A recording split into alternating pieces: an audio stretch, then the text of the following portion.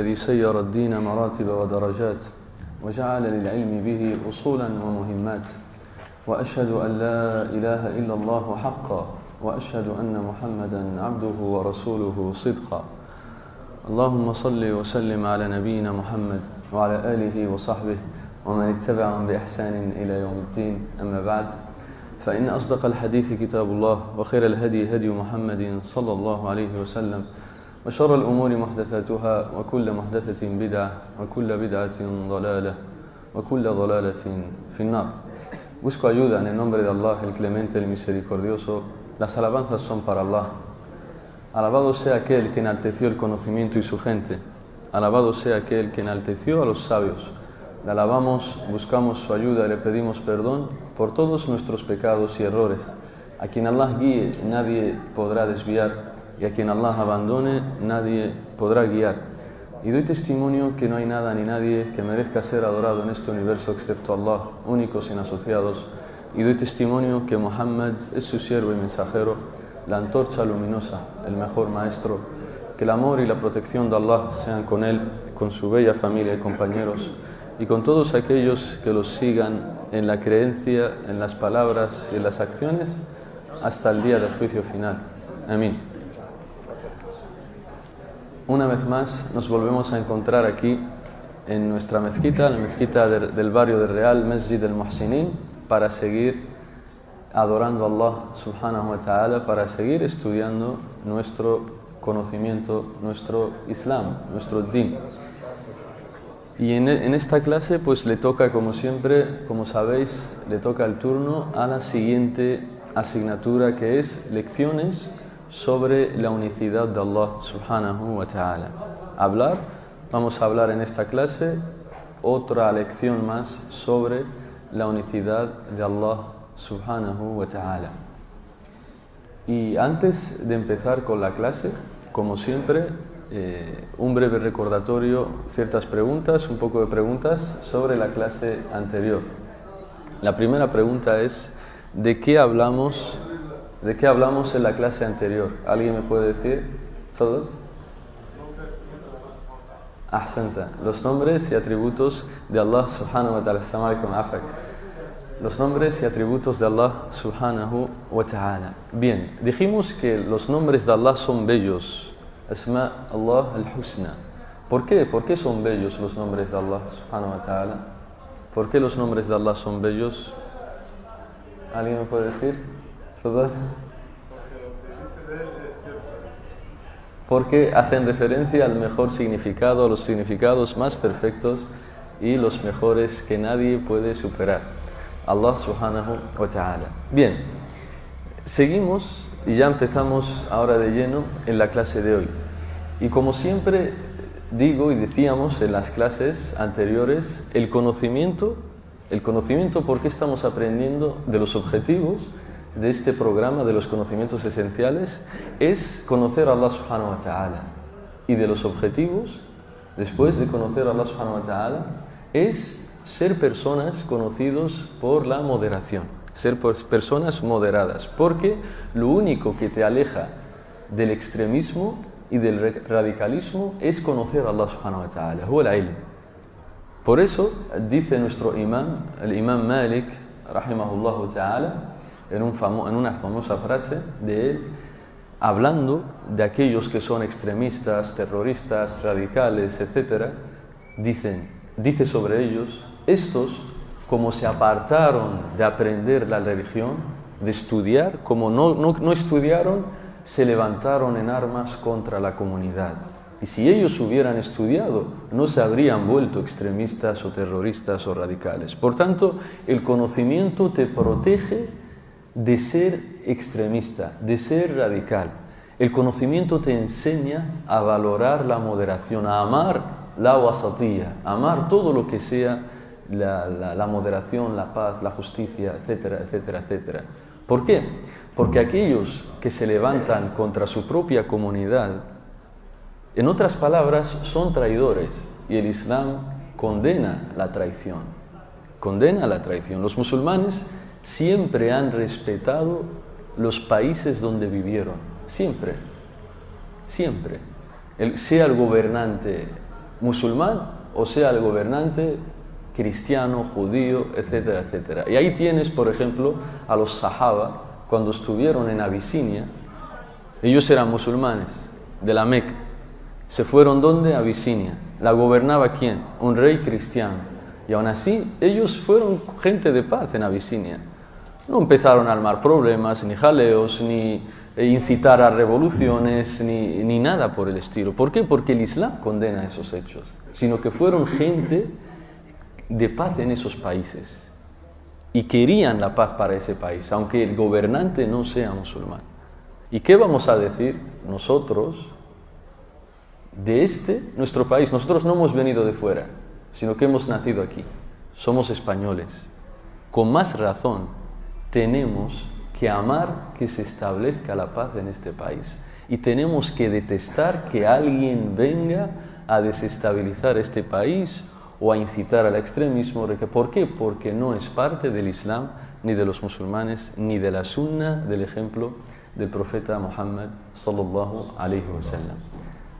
Estas son breves introducciones para que nunca se nos olvide los objetivos de este programa de estudios, que es conocer a Allah y ser gente de moderación. Ser gente de moderación y de paz.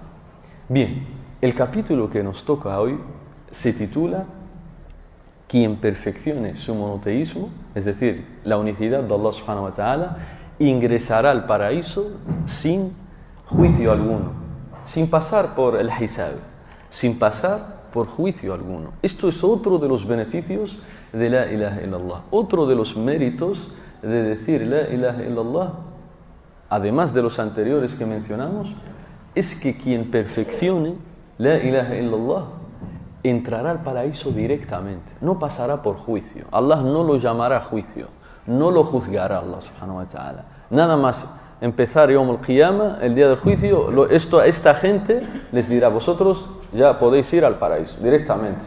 Y los demás son los que se quedarán al-Iqab, al-Hisab o al-Iqab, perdón. Son los que se quedarán para el Hisab, para ser juzgados, porque has hecho esto, ese día hiciste tal, porque hiciste lo otro, esto, lo otro.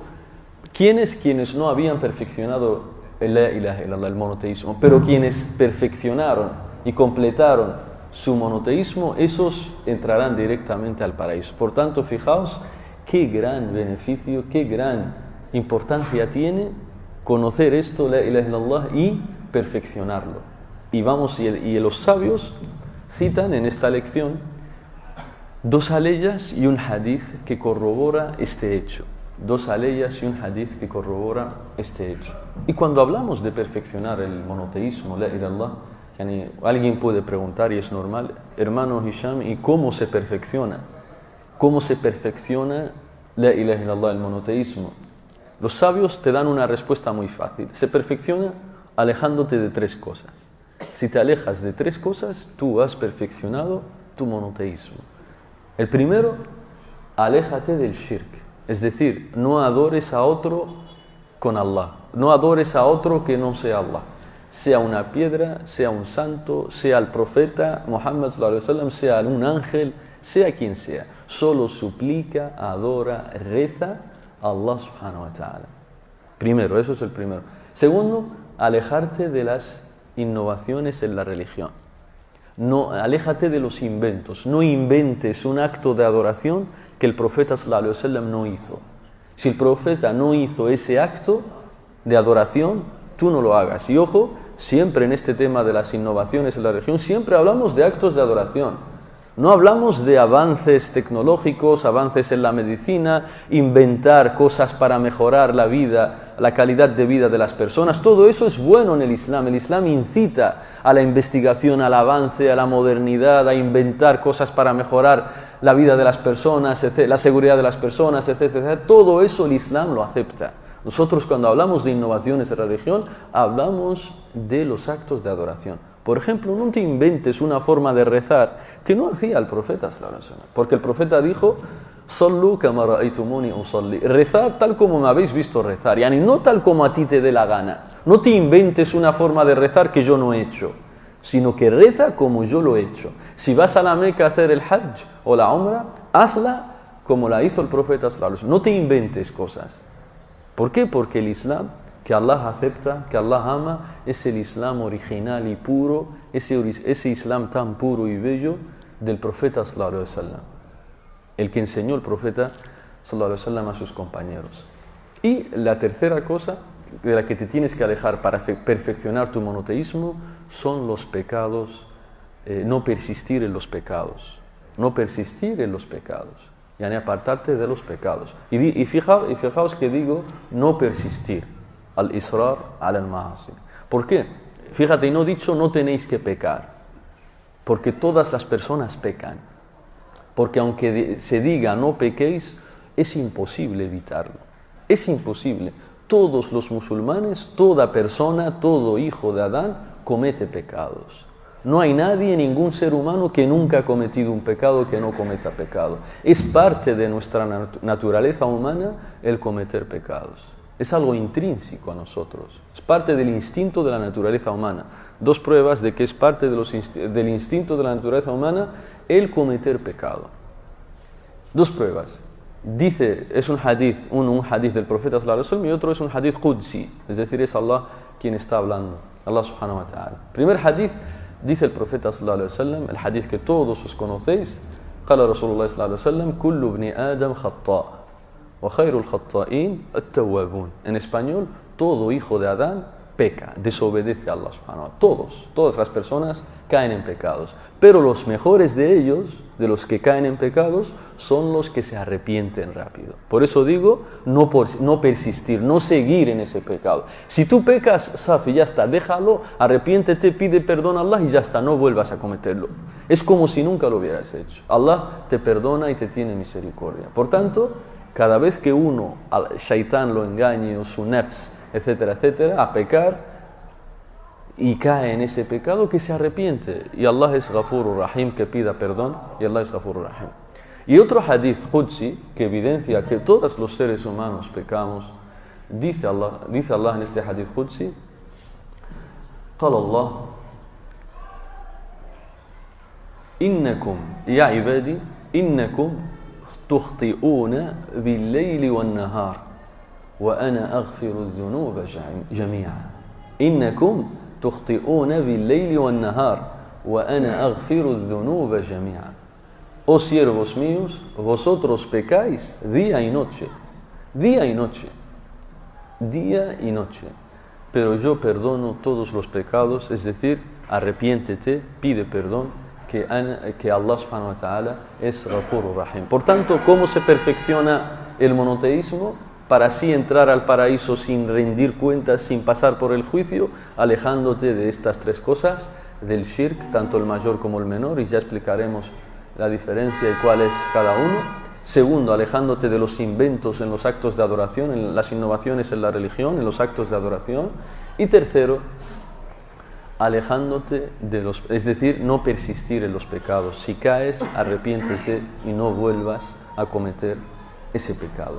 Entonces, para ahondar más sobre este hecho, los sabios mencionan dos aleyas y un hadith para que veas la importancia que tiene esto de perfeccionar el monoteísmo. Tahqiq tawhid en árabe. Tahqiq tawhid, es decir, tienes el tawhid, yani haqqan, es decir, completo y perfecto. Dice la primera aleya, dice Allah subhanahu wa ta'ala en el Corán, lo que tenéis en el papel, Inna Ibrahima kana umma qanitan lillahi wa lam yaku min al-mushrikin. Inna Ibrahima kana umma qanitan lillahi hanifan, wa lam yaku min al-mushrikin. Inna Ibrahima kana umma qanitan lillahi hanifan wa lam yaku min al-mushrikin. En español, Abraham, alayhi salam, fue un guía ejemplar. Era obediente a Allah, monoteísta, y jamás fue idólatra. Jamás fue idólatra. Por tanto, en esta primera ley, Allah subhanahu wa ta'ala nos quiere hacer ver que nos guiemos, sigamos el ejemplo de quienes perfeccionaron el monoteísmo. Y los que perfeccionaron el monoteísmo, ¿quiénes son? los anbiya wa rusul, los profetas, alaykum salam, los profetas y mensajeros. Ellos fueron los que perfeccionaron el monoteísmo. Los profetas y mensajeros son los más perfectos en monoteísmo. Y por eso Allah subhanahu wa ta'ala los eligió para la risala, para la inspiración divina de Allah subhanahu wa ta'ala. Por tanto, aquí en esta ley Allah nos dice, seguid el ejemplo de Ibrahim alayhi salam, de Abraham. ¿Por qué? Porque él era mensajero. Él perfeccionó su monoteísmo. Y nos dice que era una umma. Es decir, en español, un guía ejemplar. Imamun fil khair. Y si os acordáis, en la primera clase sobre esta asignatura, lecciones sobre la unicidad de Allah, vimos un significado de umma. Y os dije que la umma tiene otros significados. Un significado de umma es un grupo de personas. وَلَقَدْ بَعَثْنَا فِي كُلِّ أُمَّةٍ رَسُولًا أَنْ يَعْبُدُوا اللَّهَ. Una umma es un grupo de personas, una comunidad, una nación. Pero umma también significa un ejemplo a seguir. Una persona cuando tiene virtudes, está lleno de virtudes, es un ejemplo a seguir, ese se le llama umma. Por eso Allah subhanahu wa ta'ala llama a Ibrahim, denomina a Ibrahim como umma. Inna Ibrahima kana umma. Él es uno solo, pero es como una umma. ¿Por qué? Porque estaba lleno de virtudes, estaba lleno de buenos ejemplos. Era un ejemplo en todo. Un ejemplo en su adoración, un ejemplo en su monoteísmo, un ejemplo en sus relaciones con los demás, un ejemplo de moderación, un ejemplo de paz, etcétera, etcétera. Era una umma. Es decir, solo tenía cosas buenas, virtudes. Ibrahim alayhi salam. Entonces Allah nos dice, seguidlo a él, porque él perfeccionó su monoteísmo. Y después nos dice otra característica de Ibrahim alayhi salam. Dice, qanitan lillah. Es decir, era obediente a Allah. ¿Qué quiere decir esto? Es decir, no era de la gente que cometía, porque los profetas no cometen pecados mayores. Es decir, no persistía en eso, ni los cometía, al-kaba'ir. Por tanto, era obediente, es decir, adoraba a Allah subhanahu wa ta'ala. Después dice, hanifan. Era monoteísta también, es decir, adoraba únicamente a Allah subhanahu wa ta'ala. Y hanif viene de hanifía. O el hanifía, la definición que dan nuestros sabios de hanifía, tal como nos mencionó nuestro querido Sheikh Saleh ibn Abdullah al-Usaymi, hafidhahullah ta'ala, nos dijo: el hanifía هي الإقبال على الله بالتوحيد ولازمه الميل عن الشرك بالبراءة منه. En español, la hanifía es enfocarse a Allah subhanahu wa ta'ala, nada más a Él adorándolo, solo adorar a Allah. Y la consecuencia de ello es alejarte de todo aquello que sea idolatría o politeísmo, adorar a otro que no es Allah. Eso es la hanifía, enfocarte en la adoración a Allah subhanahu wa ta'ala, exclusivamente a Él, y alejarte de todo lo que sea idolatría o politeísmo. Es decir, no adorar a Allah con otros o no pedir a otros con Allah subhanahu wa ta'ala. Y después dice: وَلَمْ يَكُنْ مِنَ الْمُشْرِكِينَ. Ibrahim alayhi salam jamás fue idólatra. Ibrahim alayhi salam, fijaos, de hecho, tenía un padre idólatra. Ibrahim alayhi salam, su padre, Azar, era idólatra. Él fabricaba los ídolos y los vendía. El padre de Ibrahim alayhi salam, él fabricaba ídolos y los vendía a la gente.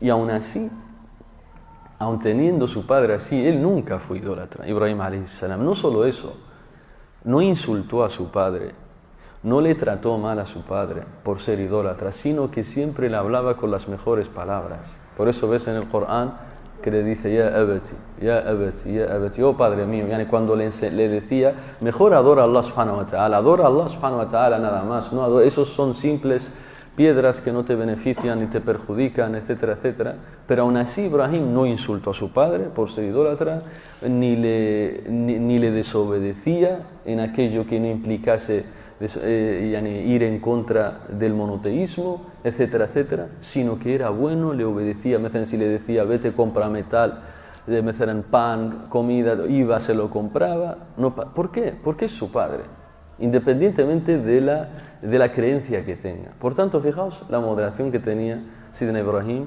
alayhi salam. Por eso dice Allah, es una umma Ibrahim. Era un bello ejemplo a seguir.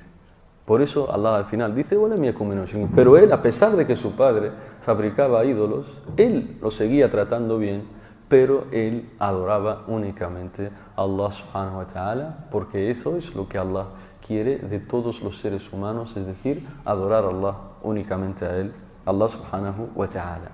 Esta es la primera prueba de la importancia de perfeccionar nuestro monoteísmo. Es decir, Allah nos habla del que lo perfeccionó, Ibrahim alayhi salam, además de todos los profetas, para seguirles. Es decir, perfeccionar nuestro monoteísmo. Y fijaos que dice una umma, es decir, un bello ejemplo. Con esto, Allah nos está advirtiendo, y veréis que el profeta sallallahu alaihi wasallam, de tener mucho cuidado con los malos ejemplos.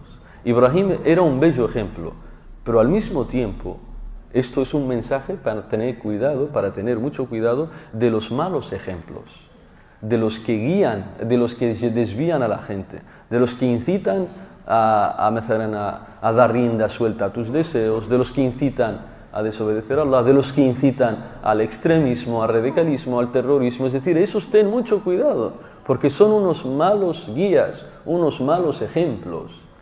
Dice el profeta sallallahu alaihi wasallam para que tengas mucho cuidado de esos, de los malos ejemplos, de los malos guías. Dice el profeta sallallahu alaihi wasallam en el hadith auténtico: Inna akhwafu ma akhafu ala ummati al-a'immatu al-mudillin. Dice el profeta sallallahu alaihi wasallam: lo que más temo por mi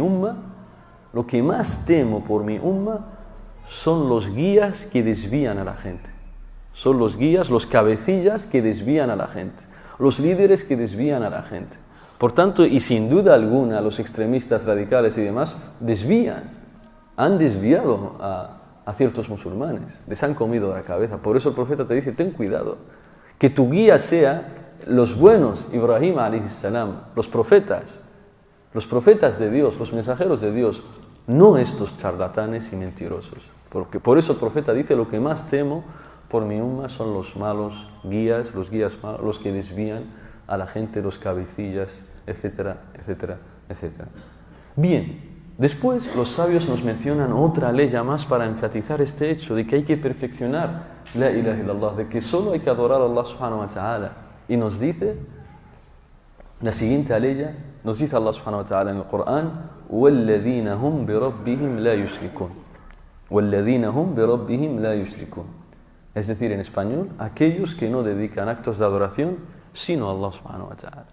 En esta ley, a leyes anteriores, Allah está hablando de los creyentes, de las cualidades de los creyentes, además de tener muchas. Una de ellas es que no piden a otro que no es Allah, que no adoran a otro que no sea Allah subhanahu wa ta'ala, solo a Allah subhanahu wa ta'ala. Y fijaos que os puede parecer redundante que estamos repitiendo siempre lo mismo, solo hay que adorar a Allah, solo hay que adorar a Allah. Y llevamos a lo mejor esta es la tercera clase de esta asignatura de lecciones sobre la nación de Allah. Solo son 3 clases, 3 semanas.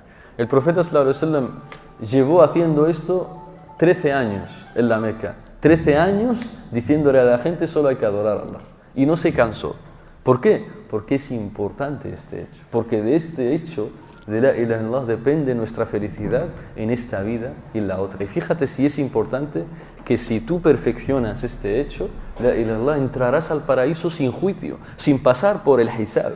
Directamente, toda la gente se quedará a ser juzgada, pero tú no, directamente al Jannah, sin ser juzgada. La hisab, o la iqab, o la adab, mubashara ila al Jannah, directamente al paraíso. ¿Cuándo? Cuando perfecciones tu monoteísmo, tu la ilaha illallah. Y después terminan nuestros sabios con un bellísimo hadith, muttafaqun alayh, que está en Sahih al-Bukhari y en Sahih Muslim, y lo reporta el mismo sahabi, como hemos dicho muchas veces, sobre qué quiere decir muttafaqun alayh. Y es una reunión maravillosa, una reunión bellísima entre los tabi'in. Esto es como una imagen viva de una reunión de cómo eran los tabi'in. En este hadith verás la buena educación que tenían al hablar, cómo se trataban, cómo se respetaban, cómo hablaban de los diferentes tipos de hadithes que hay, etcétera, etcétera. ¿Y cómo buscaban el conocimiento? Esto es una reunión maravillosa. El hadith que es largo, y lo vamos a analizar paso a paso, porque ahí es donde aparece el gran premio para los que perfeccionaron su monoteísmo, para los que perfeccionaron la ilaha illallah. Nos dice عن حسين ابن عبد الرحمن عن حسين ابن عبد الرحمن قال كنت عند سعيد بن جبير كنت عند سعيد بن جبير فقال أيكم رأى الكوكب الذي انقض البارحة أيكم رأى الكوكب الذي انقض البارحة قلت أي حسين أنا ثم قلت أما أنا فلم أكن في صلاة ولكن أما إني لم أكن في صلاة ولكن لدغت فقال سعيد وماذا صنعت قلت استرقيت قال وما حملك على هذا قال حديث حدثناه الشعبي قال وما حدثكم الشعبي قال حدثنا السلام عليكم قال حدثنا عن بريدة بن الحصيب أنه قال لا رقية إلا من عين أو حمى فقال سعيد قد أحسن من انتهى إلى ما سمع ولكن حدثنا عبد الله ابن عباس رضي الله عنهما عن النبي صلى الله عليه وسلم أنه قال عرضت علي الأمم فرأيت النبي ومعه الرهط والنبي ومعه الرجل والرجلان والنبي وليس معه أحد إذ رفع إلي سواد عظيم فظننت أنهم أمتي فقال لي هو موسى وقومه ثم رفع إلي سواد عظيم فقيل لي هذه أمتك ومعهم 70,000 يدخلون الجنة بغير حساب ثم نهض فدخل إلى منزله فبدأ الصحابة يتحدثون يعني من هم هؤلاء 70,000 الذين سيدخلون الجنة بغير حساب فقال بعضهم لعلهم من صحب النبي صلى الله عليه وسلم وقال آخرون لعلهم من ولدوا في الإسلام ولم يشركوا بالله شيئا وقالوا غير ذلك ثم خرج النبي صلى الله عليه وسلم وسألهم فأخبروه ثم قال لهم هم الذين لا يسترقون ولا يكتوون ولا يتطيرون وعلى ربهم يتوكلون فقام عكاشة ابن محصن فقال يا رسول الله ادعو الله أن يجعلني منهم قال أنت منهم ثم قام رجل آخر فقال يا رسول الله ادعو الله أن يجعلني منهم فقال سبقك بها عكاشة رواه البخاري ومسلم. En español es un bellísimo hadith, una reunión de los tabi'in. ¿Quiénes son los tabi'in? Aquellos que conocieron al sahaba, aquellos que vivieron en tiempos de los sahaba, aquellos que aprendieron de los sahaba. Esos son los tabi'in. Entonces nos dice este tabi'i llamado Husayn ibn Abdurrahman, un día estaba sentado con Sa'id ibn Jubair. Un día estaba con Sa'id ibn Jubair. Sa'id ibn Jubair es otro grande de los grandes tabi'in. Y era un gran alumno de Ibn Abbas. Sa'id ibn Jubair era de los mejores alumnos que tenía Ibn Abbas. Sa'id ibn Jubair. Entonces Husayn nos dice que estaba con Sa'id ibn Jubair, dos tabi'in. Y de repente, junto a otras personas, y de repente Sa'id nos pregunta y nos dice: ¿quién de vosotros vio ayer una estrella fugaz cayendo? Sa'id pregunta a la gente, a los presentes, a esos estudiantes: ¿quién de vosotros ha visto ayer a la estrella fugaz que se cayó? ¿Quién? Entonces Husayn dice: levanté mi mano y dije: yo. yo la vi, yo vi la estrella. Y de repente se calla.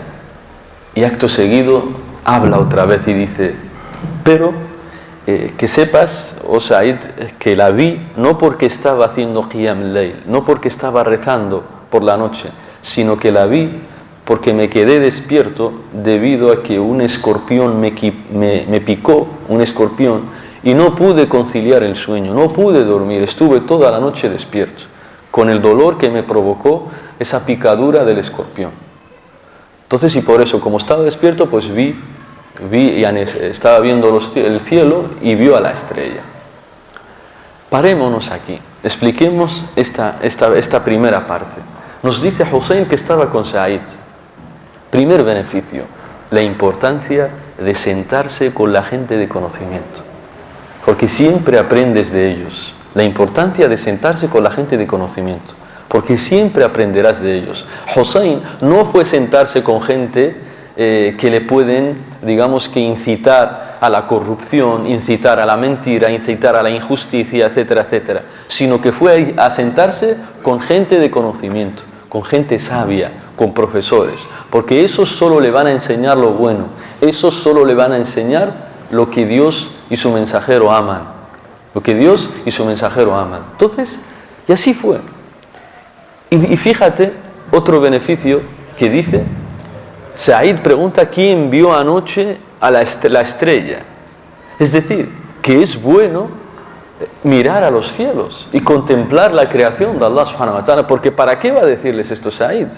Ibn Jubayr, este gran alumno de Ibn Abbas, de esta parte deducimos que es importante, es parte de la ibadah el ver, contemplar la creación de Allah subhanahu wa ta'ala, los cielos, la tierra, las estrellas, la luna, el sol, los paisajes bonitos, porque eso te ayuda a engrandecer más a Allah subhanahu wa ta'ala. Mira los cielos, da rienda suelta a tu vista sobre reflexionando la creación de Allah subhanahu wa ta'ala, mirando la creación de Allah subhanahu wa ta'ala, las estrellas, la luna, los bellos paisajes, etcétera, etcétera, etcétera. Y esto está en el Corán, el reflexionar esto está en el Corán. En las últimas aleyas de Ali Imran, de Surat Ali Imran, dice Allah subhanahu wa ta'ala, الذين يذكرون الله قياما وقعودا وعلى جنوبهم. عليكم السلام ورحمة الله. مرحبا. الذين يذكرون الله قياما وقعودا وعلى جنوبهم ويتفكرون في خلق السماوات والأرض ربنا ما خلقت هذا باطلا سبحانك فقنا عذاب النار. Entonces, fijaos lo que dice Allah subhanahu wa ta'ala, aquellos que recuerdan a Allah de pie, sentados y acostados. ¿Y qué más hacen esta gente que Allah ama? Y dice Allah, y reflexionan en la creación de los cielos y la tierra. Ya ni reflexionan, ya ni es bueno reflexionar en la creación de los cielos y de la tierra. Eleva tu mirada, alza tu mirada a los cielos y reflexiona lo que Allah ha creado. Para que veas, a diferencia de lo que pasa hoy en día, con tanta tecnología, vemos que muchos de nosotros siempre estamos, digamos que mirando al móvil, con los ojos al móvil, a los celulares, pero pocos son los que le alzan su mirada y reflexionan en la creación de Allah subhanahu wa ta'ala, en las estrellas, la luna, etcétera, etcétera, etcétera, siendo que es un acto de adoración hacer eso para así amar más a Allah, para así engrandecer más a Allah subhanahu wa ta'ala. Y después dice, ¿quién de vosotros vio ayer anoche la estrella fugaz que se cayó? Responde Hussein, dice, yo la vi, pero te aclaro que la vi porque me picó un escorpión, no porque yo estaba rezando Qiyam Layl. De esta parte aprendemos la importancia de no ostentar, la importancia de no darse palmaditas sobre algo que tú no hiciste, tal como hacen muchos hoy en día, aquellos que quieren que se les elogie por lo que no han hecho. Entonces Hussein aquí le dijo, que sepas, oh Said, que yo estaba despierto no porque estaba haciendo Qiyam Layl, sino porque estaba mal, me había picado un escorpión, no podía dormir del dolor. Y ni fijaos, tenía que aclararlo para así salir de la ostentación, para que no piensen los presentes que estaba haciendo Qiyam Layl. Pero ¿por qué aclaró esto él? ¿Por qué aclaró esto? Para que veáis la pureza que se vivía entonces, en esos tiempos, los tiempos de los tabi'in. Perdón. Porque en esos tiempos, si alguien estaba despierto por la noche, nadie pensaba que estaba haciendo otra cosa sino rezar.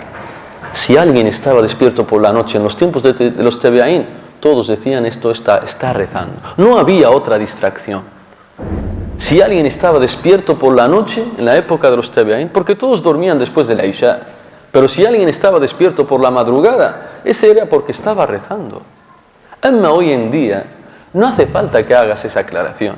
Hoy en día si te pregunta alguien, ¿viste anoche los truenos? ¿Escuchaste anoche los truenos y demás?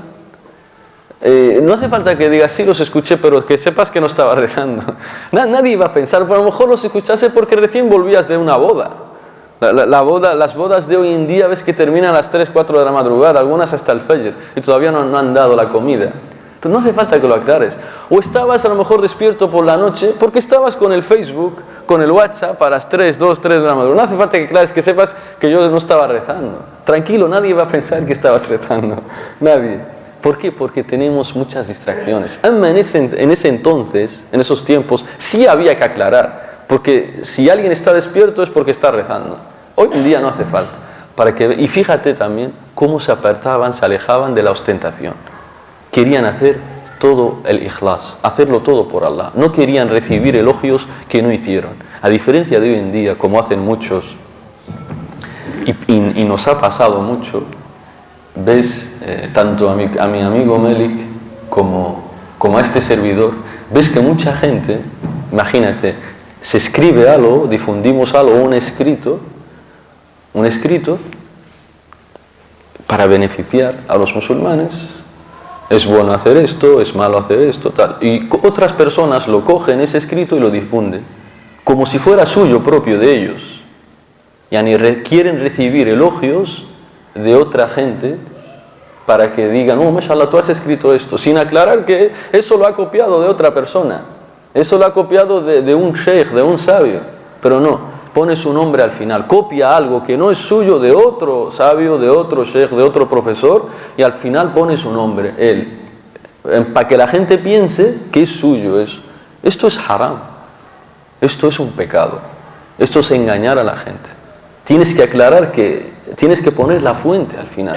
Y citar y decir que esto te has beneficiado de fulano, o del sheikh fulano, del profesor fulano, etcétera, etcétera. Y quien es sincero, la gente, los sabios, no desean que tú les cites siempre. Quien es sincero lo hace por Allah subhanahu wa ta'ala. Esto es un mensaje para ti nada más, hermano. Porque los sabios no necesitan que tú digas que es suyo ese escrito. No necesitan, porque ellos lo hacen por Allah. Pero el que necesita de la fidelidad y la buena educación de los modales eres tú. El citar los autores de las cosas que tú citas y beneficias a los demás. Bien, después dice, le pregunta a Said, bueno, te picó el escorpión, estuviste toda la noche sin dormir, ¿qué hiciste? Dice Hussein, busqué a alguien que me hiciera ruqya. Pedí que alguien me hiciera ruqya, que me recitara. La ruqya es recitar versos del Corán, súplicas del Corán o de la Sunna, o cualquier súplica permitida que no contenga politeísmo, sobre el enfermo, sobre la persona que está enferma, o sobre una herida, etcétera, etcétera, para así obtener la cura de Allah subhanahu wa ta'ala. Eso es ruqya, eso es la ruqya. Bien, entonces dice, busqué a alguien que me hiciera ruqya. Entonces le pregunta a Said, ¿y por qué hiciste eso? ¿Por qué buscaste a alguien que te hiciera ruqya? Es decir, le está preguntando el delil. ¿Cuál es tu delil? Porque eso es un acto de adoración, la ruqya. Recitar es un acto de adoración. ¿Cuál es tu prueba? ¿Por qué hiciste esto? Siguiente beneficio que aprendemos de esta parte es que los tabi'ín, para que veas, los primeros musulmanes, todas las cosas las hacían basados en los delil, basados en las pruebas. No hacían nada así porque, no, es que lo he hecho porque me lo ha dicho mi mente. No, él dice, ¿por qué lo has hecho? ¿Por qué has buscado a alguien que te haga ruqya? ¿Por qué? ¿Por qué has hecho esto? Le responde a Hussein, lo hice por un hadith que nos relató Shabi. Lo hizo debido a un hadith. Aquí está el delil. Mi delil, he hecho esto debido a un hadith que nos contó Shabi. Shabi es otro de los grandes tabi'ín, un gran sabio. Entonces le pregunta a Said, para ver si ha entendido bien ese hadith, no basta tener el hadith, no basta conocer el delil, el hadith, sino que también hay que entender bien ese hadith. Le dice, ¿qué os ha contado Xavi? ¿Cuál es el hadith? A ver, cuéntamelo, relátamelo, ¿cuál es ese hadith? Le dice a Hussein, nos contó Xavi de Buraida ibn al-Husayb, es decir, un compañero del profeta sallallahu alaihi wasallam, que dijo, no hay ruqya más beneficiosa que la realizada para curar el mal de ojo o la picadura venenosa. Este es el hadith. La ruqyata illa min aynin aw huma. No hay ruqya más beneficiosa, yani no hay ruqya que te beneficie más al realizarla, tal como para el mal de ojo o si te ha picado algo venenoso, una picadura venenosa. Entonces yo he hecho esto, he buscado que me hagan ruqya debido a este hadith. Porque yo me había picado un escorpión, yo sentía dolor. Y el hadith este dice que si haces ruqya para una picadura, te curas bi'idhnillah, con el permiso de Allah. Entonces, ¿qué le dice Sa'id ibn Jubayr? Al ver que tiene el delil, le dijo, قَدْ أَحْسَنَ مَنْ انْتَهَى إِلَى مَا سَمِعَ.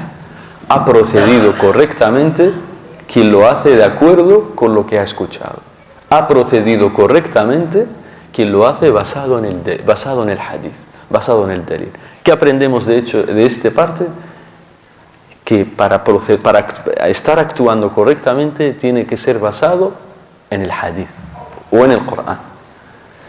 Le damos la vuelta. Quien no actúe en base al hadith o al Corán no ha procedido correctamente, ha procedido incorrectamente, se ha equivocado.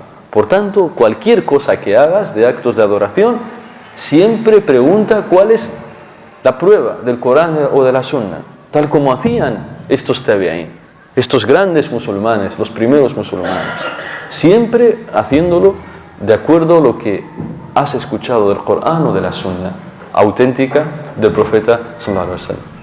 Le dice Said, bueno, correcto, has hecho lo correcto, pero te voy a decir algo mucho mejor que eso.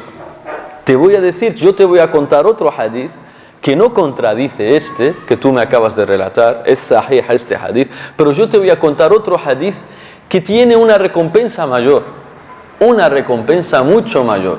Walakin حدثنا ابن Abbas, es un hadith que nos contó Ibn Abbas,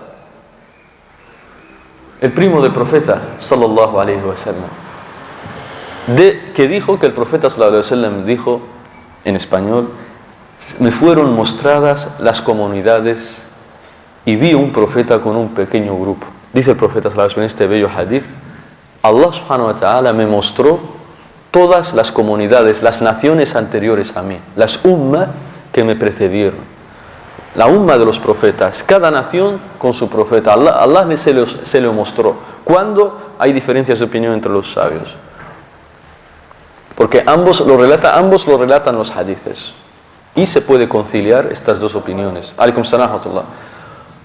La primera opinión dice que se le fue mostrado en el Isra wal Mi'raj, es decir, en el viaje nocturno del profeta sallallahu alaihi wasallam a Allah subhanahu wa ta'ala.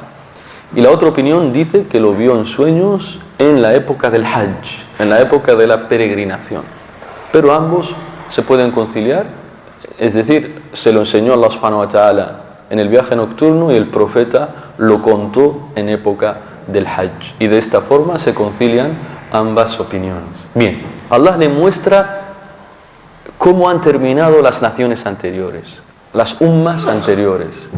Y dice el profeta, entonces vi de lejos a un profeta que habían seguido solo, el raht en árabe es entre 3 y 9. Es un número que comprende entre 3 y 9. Dice el profeta, vi a un profeta que solo habían seguido 3 personas. Fijaos, un profeta toda su vida haciendo da'wah, enseñando a la gente, y solo le creyeron 3 personas. Otro profeta solo le creyeron 5 personas. Otro profeta solo le creyeron 9 personas, 8 personas, poco. Dice el profeta, y vi a otro profeta que solo habían seguido 1 persona o 2, nada más. Fijaos. Y dice al final, وَرَأَيْتُ النَّبِيَّ وَلَيْسَ مَعَهُ أَحَدٍ. Y vi a un profeta, de los profetas anteriores, que no le había creído nadie. Se presentará el día del juicio solo, nadie le ha seguido, nadie. وَلَيْسَ مَعَهُ أَحَدٌ. Nadie le había seguido. Abro paréntesis, beneficio. El número de seguidores no quiere decir nada. No quiere decir éxito ni fracaso. Hay mucha gente que dice, si esta persona tiene muchos seguidores, significa que está bien, que es alguien bueno, que está en el camino correcto. Y si tiene pocos seguidores, significa que esa persona no vale nada. Esto es erróneo, esto es equivocado. ¿Por qué? Porque los profetas fueron las mejores personas, hablaban de la mejor forma, y hay algunos que nadie ha seguido. Hay algunos que solo han seguido 1 o 2 o 3. ¿Acaso eso significa que el profeta es malo? ¿El profeta no sabe hablar? No. Eso significa que lo importante, la clave, es enseñar lo correcto. Y te da igual si te siguen muchos o pocos. Lo importante es enseñar lo correcto, el haqq. Enseñar lo que Allah nos ha dicho. Y da igual si asisten a tus clases muchos o pocos. Porque el predicador, el profesor sincero o el sabio sincero no se preocupa por la gente que asiste a sus clases. Él lo único que le preocupa es enseñar y transmitir, educar a la gente. Da igual si asiste 1, 2, 3 o 1000, le da igual. Para él 1 es igual que 1000, porque su único objetivo es educar, enseñar. A diferencia de ciertos predicadores, engañados por la fama y demás, y los seguidores, le dices, ¿puedes venir a nuestra mezquita a dar una charla? Te dice, con una condición, si me aseguras que la mezquita va a estar llena, voy. Si van a venir 2, 3 filas nada más, no voy. Esta persona está equivocada. Esta persona solo quiere fama. Solo quiere fama. El profeta sallallahu alaihi wasallam enseñaba y solo le seguía poca gente al principio y aún así enseñaba. O hay gente que está dando charlas. Si hay mucha gente en la mezquita, se emociona, habla con todo su corazón, con muchas ganas. Pero si hay 3 o 4 nada más, lo ves que habla ahí aburrido, cabizbajo, sin ganas. Esto va contra la sinceridad, contra el ikhlas. Esto es ostentación. El musulmán, nosotros no queremos seguidores. Nosotros damos clases solamente para educar a la gente. No queremos seguidores, no queremos tener miles o millones de seguidores. Lo único que queremos es que la gente conozca a Allah subhanahu wa ta'ala. Lo único que queremos es que la gente conozca y sea feliz, que la gente viva bien, en paz y en felicidad. Es lo único que buscamos. Seguidores no, eso no nos va a nosotros. Seguidores déjaselo para otra gente. Nosotros solo queremos enseñar, nada más, educar, porque así fueron los profetas. Fijaos, un profeta y nadie le ha seguido. Y eso no le desistió, no le hizo cambiar, decirle a Allah, mira Allah, yo ya no quiero seguir, yo no quiero ser profeta, yo dejo este camino, que a mí, mira, nadie me está haciendo caso. No, siguieron enseñando, aunque no les enseñó nada, aunque no les creía nadie, pero ellos seguían enseñando porque sabían el gran valor de lo que enseñaban. Y después dice, pero de repente vi a un gran grupo, dice el profeta, a mucha gente, miles de personas, millones, mucha gente. Y pensé que esa era mi umma, el profeta sallallahu alaihi wasallam. Y le dijeron, no, esa no es tu umma, ese es Moisés y su umma. Esto es prueba, dicen nuestros sabios, que Moisés es de los profetas, después de nuestro profeta, Moisés es de los profetas que más han seguido la gente, que más han creído la gente es Moisés, Musa alayhi salam. El que más han seguido después de nuestro profeta sallallahu alaihi wasallam es Musa alayhi salam. Dice después del profeta, pero después miré, me dijeron, mira ahí, mira al horizonte, mira allá, y donde miraba había mucha gente, más que la anterior. Y le dijeron, esta es tu umma, ya Rasulullah, esta es tu umma, sallallahu alaihi wasallam. Y además te decimos que con ellos hay 70.000 personas que entrarán al paraíso, hay 70.000 personas de tu umma que van a entrar al paraíso sin ser juzgados, sin pasar por el juicio, van a entrar directamente al paraíso. Y el profeta ya dijo esto, se levantó y entró a su habitación, entró a su casa, y los sahaba empezaron a preguntarse, ¿quiénes serán estos? Algunos sahaba, ¿quiénes serán los que entrarán al paraíso? Esos 70.000 que entrarán sin ser juzgados, ¿quién? Algunos decían, quizás son los compañeros del profeta, ya ni nosotros. Otros decían, no, quizás son los que nacieron en el Islam y nunca cometieron shirk. Y otros dijeron otras opiniones. Y de repente el profeta sale otra vez de su habitación, de su casa, y les dice, ¿de qué estáis hablando? Le dijeron, no, es que queremos saber quiénes eran, quiénes son esos 70.000. Y el profeta les dijo, son aquellos que no piden a la gente que les hagan ruqya. Es decir, ellos mismos se la hacen a sí mismos.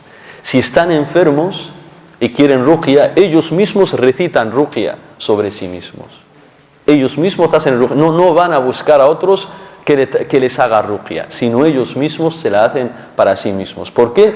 Porque esto es mejor que ir a buscar a alguien que te haga ruqya. Es permitido, es halal, no estamos diciendo que es haram, pero lo mejor es hacerlo tú mismo para ti mismo. ¿Por qué? Porque ir a buscar a otro significa que tu tawakkul es débil, significa que tu corazón se inclina hacia esa persona que tú buscas, significa que te inclinas a él y como que le esperas a él, en vez de tú enfocar tu corazón por completo a Allah subhanahu wa ta'ala, no, tú te inclinas un poco al ser creado, a una abd, a un ser humano normal y corriente para que te haga ruqya. Entonces, quienes no hacen eso, es decir, cuando están enfermos o mal, ¿qué hacen? Ellos mismos recitan ruqya para sí mismos. Siguiente característica que tienen los que entrarán al paraíso sin pasar por el juicio, sin ser juzgados, dice, y no se cauterizan. La cauterización, como veis en la nota a pie de página, es un tratamiento médico tradicional antiguo de la cultura árabe que consistía en cauterizar la herida con un hierro candente. Es decir, cuando tenían una herida y empezaba a sangrar mucho, en esa época ya no había medicinas, etcétera, ¿qué hacían? Cogían un hierro caliente, entonces tapaban esa herida para que no salga más sangre, se ponían ese hierro, aplicaban ese hierro sobre la herida para que no salga más. Alhamdulillah, hoy en día ha avanzado la ciencia y hay otras formas de parar ese sangrado. Alhamdulillah, por la bendición de Allah, la medicina ha avanzado. Y hoy en día hay otras formas de cauterización, lo que se conoce hoy en día en medicina y lo aplican en algunas cirugías hoy en día, y han estado investigando. Por ejemplo, existe lo que se llama la electrocauterización. Está también lo que se conoce como la cauterización química, es decir, son otras formas de cauterización que se sigue usando hoy en día, pero de otra forma, no como la antigua que usaban los árabes. Entonces, dice el profeta, esta gente que entrará al paraíso no hace eso, no va a coger un hierro ahí y se pone. ¿Por qué? Dicen los sabios, porque es doloroso para empezar y el musulmán no se tiene que provocar dolor, y segundo, porque implica como castigarse con fuego, y eso está prohibido en el Islam. Eso está prohibido, castigar a los demás con fuego. Y hacer eso es de criminales. El musulmán no hace esas cosas. Entonces, esa gente, estas personas que entrarán al paraíso sin ser juzgados, no se cauterizan. Y dice también tercero, وَلَا يَتَطَيَّرُونَ, es decir, no son pesimistas, no creen en los malos augurios. Hay gente que dice, que le dicen, vas a empezar a trabajar el martes 13. El martes 13, el martes 13, dice mala pata, como dice el hermano, y seguro me va a salir mal todo, pesimista. Y esto está prohibido en el Islam. Esto es una forma de shirk, y ya veremos qué shirk es. Entonces, esto está prohibido. Los musulmanes no son pesimistas, no creen en los malos augurios. O antiguamente los árabes, si a lo mejor iba a salir a hacer un viaje de negocios y veía de repente a un cuervo negro, decía, este viaje seguro no voy a ganar nada en este negocio. En este viaje que voy a hacer seguro no voy a ganar ni un euro, etcétera, etcétera. Entonces volvía, no hacía ese viaje. ¿Por qué? Porque ha visto un cuervo negro. Entonces estos que entrarán al paraíso sin ser juzgados no creen en estas cosas, en los malos augurios. Y por último dice, وَعَلَى رَبِّهِمْ يَتَوَكَّلُونَ, sino que confían solamente en Allah subhanahu wa ta'ala. Entonces, ¿quiénes van a entrar al paraíso sin ser juzgados? Los que confíen únicamente en Allah.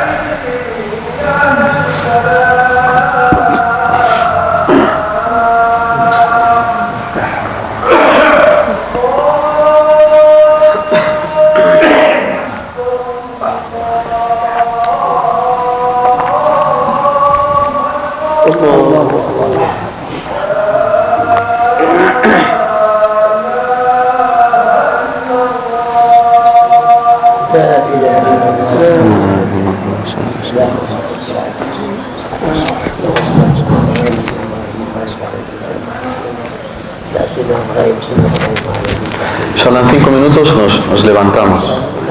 Entonces vemos que los que entrarán al paraíso sin ser juzgados son estos que perfeccionaron su monoteísmo, es decir, y no cayeron en estas cosas.